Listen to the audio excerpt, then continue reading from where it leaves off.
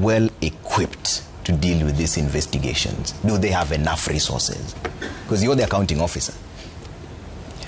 So first of all, Trevor, one is that one of the first things that His Excellency the President did when he came into office was to give the police, the National Police Service, the financial autonomy. So that then, in terms of operations, it's the responsibility of the Inspector General of Police. But still, as a State Department and also as a ministry, we still have a role to play in terms of matters to do with policy. But maybe straight to your question in terms of how well the police are equipped. The truth is that there's been a serious gap over the years in terms of our investment into the police service. But we've also deliberately, over the last 3 years, made significant investment to support the police. We have the police modernization program, which has helped us to manage the challenges around security in the country. But yes, we still need to do more. Like the CS says, even in terms of our use of technology to be able to help us manage crime.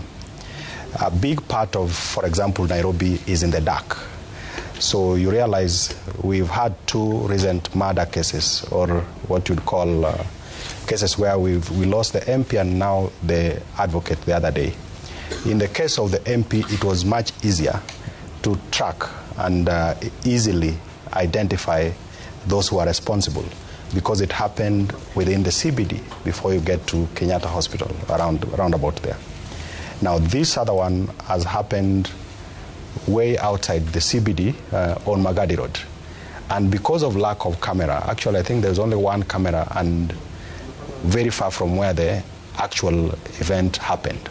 And that's why you'd sympathize with the police, because there's an expectation of them to apprehend in real time, but then there's a gap in terms of the tools that would allow them to do that. And that is why progressively we are increasing our footprint in terms of investment in infrastructure, investment in technology. And it's good that there's been already a direction that has been given towards that effect in terms of CCTV coverage.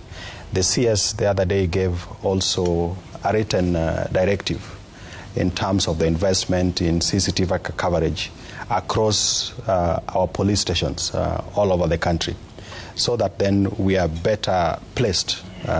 We facilitate the police to better do their work. Yeah, but maybe also the other thing is looking at what the CEO Kara is saying. Yes, it's a primary responsibility of the police on matter security, but as a society, we also do have a responsibility, because the person who is on the border is coming from somewhere.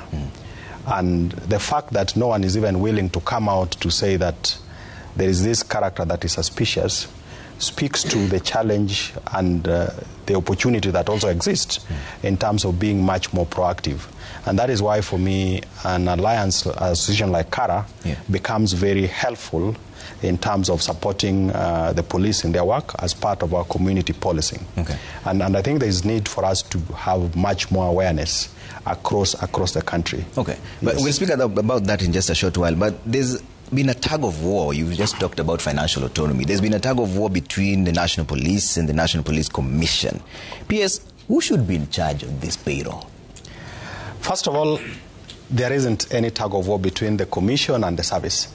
But also, just to educate all of us, is that who is the commission? The commission includes the senior leadership of the service. So it's actually the same people, the commissioners. The IG is a commissioner. The deputy IGs are commissioners. So there isn't any tug of war. What may probably be out there is a situation where we have a new commission that has come in.